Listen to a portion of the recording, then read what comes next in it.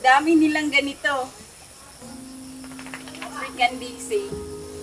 Oo, katulad ng kay Paul. Ano naman man po siya? African Daisy niya. Go na ba?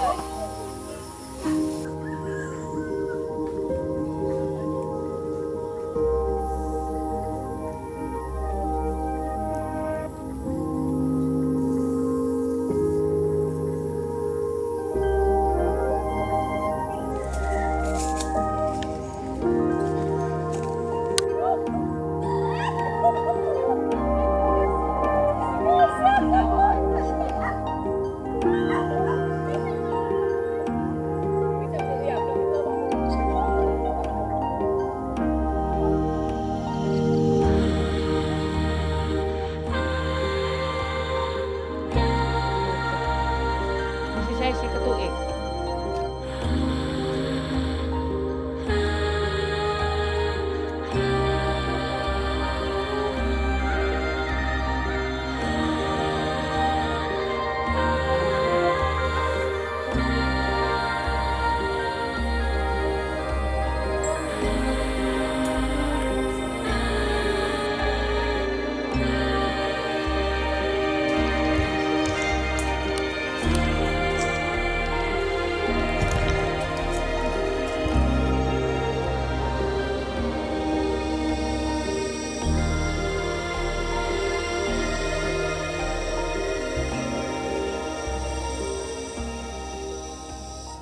Ako ay si Leonora Dunya. Dugay na akong magtanim ng kuan. Magtanim ng kabog. Mga kuan. 50 years. Tagal na. Oh, Ilan edad taon ka na nimo. ba? Ako ang edad na ako karon sa 69. Ako di ay si Nanay Butchi. Si Nanay Butchi, usasad ka farmer nga mao po'y nitabang-tabang pod kang Nanay Leonora nga mailhan siya. No niya. Isa rin akong membro ng Slow Foods Sugbo. Then kaya kami nagkakilala ni Nanay Leonora dahil po ako rin ang tagapagawa ng budbud kabog sa produce or sa farming ni Nanay Leonora. Kaya sabay-sabay kaming gagawa sa mga tungkulin namin para maipakilala ang ating kabog at saka budbud kabog. Ang kabog po ay dito sa Katmon is found po sa isang cave. Doon sila tumutubo. Ang nagbigay ng pangalan yung mga native dito. Kasi ang kabog is isang pangalan ng ibon, bat, kaya naninirahan sa cave. Before kasi ang mga ancient forefathers natin is kung anong nakikita nila, yun na lang ang ipapangalan nila. Kaya nakikita nila na maraming kabog sa cave. Kung anong na-harvest nila doon, nakikita na masarap. Anong pangalan? Yun lang ang pinapangalan nila kabog. But actually, yeah, a millet, kind of proso, and then the dawa is the foxtail.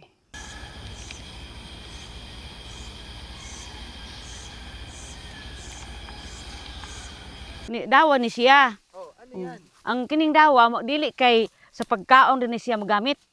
Magamit niya kung maglungag ta permiro sa ato mais. Nya kanang naay mga bata nga kanang ginuka bitaw. Mo ni siya humulan para muog ang nuka. Mo ni sa kikinaraan ba nga gamit. Pwede mo ipakita dito sa camera. Oh. Sa camera. Mao ni nga dili gi ko pabuwag ning dawa kay panahon na magamit man gini siya sa gawa sa pagkaon. Dili mo ni siya ang karaan nga tool. Gamit. Kayog, i-sharpen lang ang tabi, then iganon lang siya. Yan.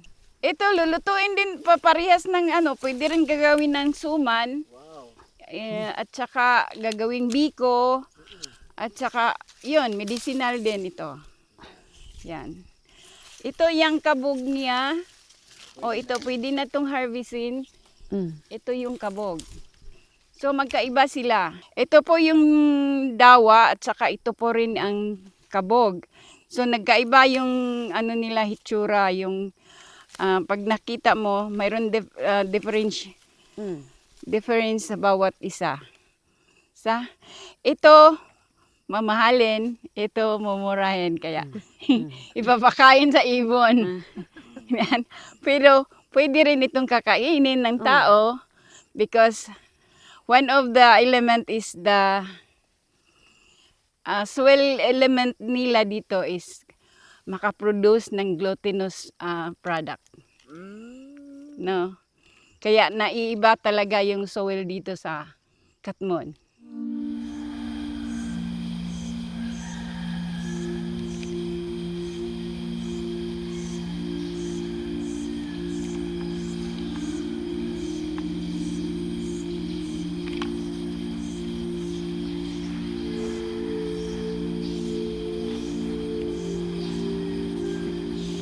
Uy, ang amo kinabuhi din sa bukid. O, mao na, mag-usahay. O, kapoyon kami, kuan mi katabang. Amo pa, tabangon pag limpyo. O, nya, dayon, magpakot kami parang anang berme. O, mahawa na, magpatabang sa mi, magpatanom, kay kami namang duha. Mag-umahay gimi gyud. Ha? Mag-uuma gimi, farmer gyud ako ginikanan. Muni nasunod nga trabaho. Nya, karon nga, minyo na mi, mo sa di amo gikon parang maka-eskwela mo ang anak. Oh, muna magtanong mais. Ya, dayon kamote, mga bulanghoy. Ya, ang pinaka kuan gyud ang kabog. Kay mao may makortahan. Pangbaligya na mo para maka-eskwela mo ang anak. 500 gyud ang kuan ay. Per kilo? Gantang dili. Gantang lang? Oh, 200 duha ka kilo og tunga ang usa ka gantang. Sa ako apuhan. Oy, gito do nila nga kana lami na kaunon siya. Pandili siya kabusog. Sa lami ra. Para lami ra niya. Nasay makuha pa sa imo kuan sa lawas na para lawas nimo.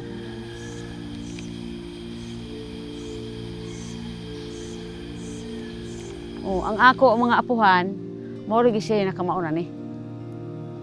Kami rig pinaka kuan dito nga dagko.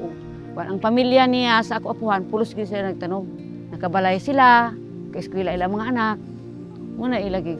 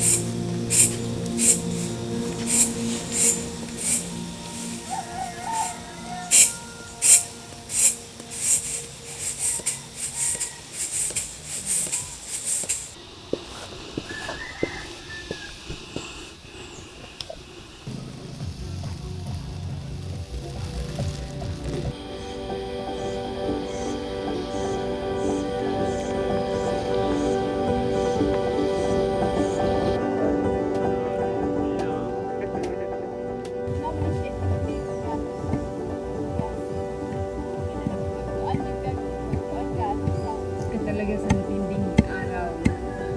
Init, matinding init. Kasi para araw kasi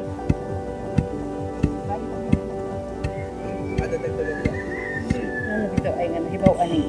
Mabusa. Nahibaw na ni.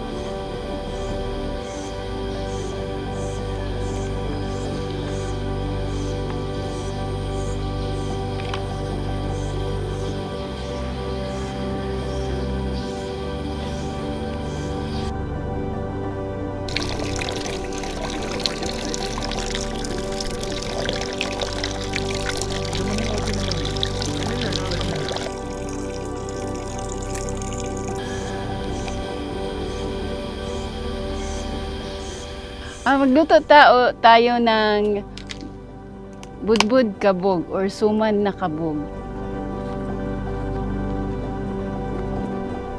Kahoy nga. Tara, inday. Kahoy inday, panguha di ako.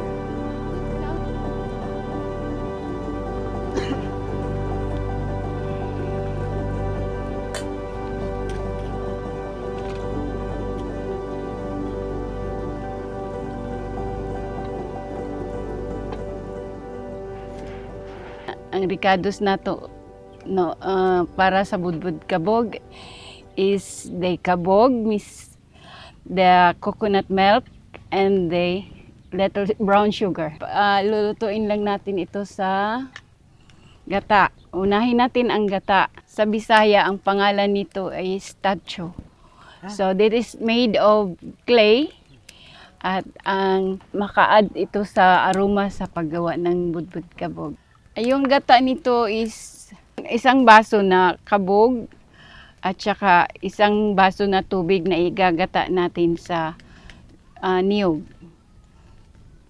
At saka ang yung brown sugar nito is katamtaman lang kung anong gusto mo, yung matamis or yung kulang ng yung kulang ng tamis. Talagang importante sa akin dahil may sentimental value siya kasi galing to sa mga grandparents ko. Pinasa-pasa ng uncle ko. Then, sa kayon nga generation, ako na naman. So, ganito kahalaga. Dito kami nabubuhay. Ito ang panghanap buhay namin. Ang kabog? Ang paggawa ng budbud kabog. Yes. Wow.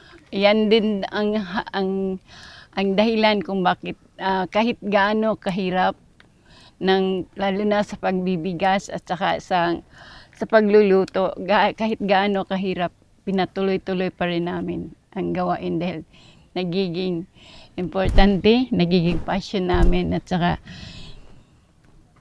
parang ang bigat ng ang value sa gawain ito. Kahit na gaano kahirap at may panahon pa rin na maka-smile, makatawa. I have made a decision na we have to go farming. Wow. We have to go farming because kung walang farmer, hindi kami makagawa. So the problem is you have to go farming so that malaman mo na na mayroon kang gagawin na panghanap buhay. Kasi kung walang ma-produce na kabog, wala kaming hanap buhay din. So nagiging farmer na kami. Kung walang farmer, walang pagkain. Yun.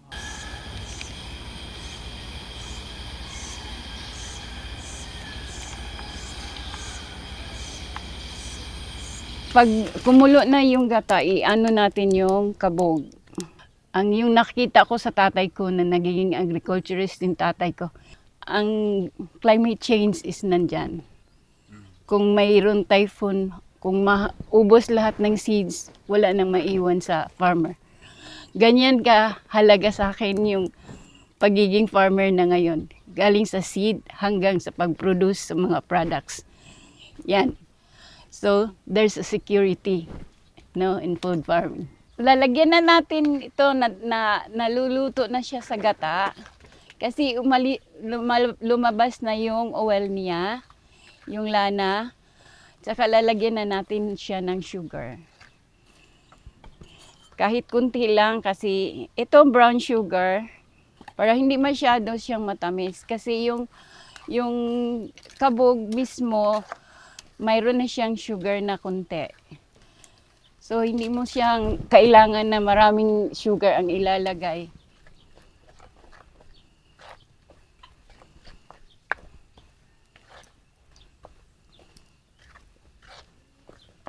Yun. Mabango talaga siya. Yan ang nag-add ng aroma sa clay pot.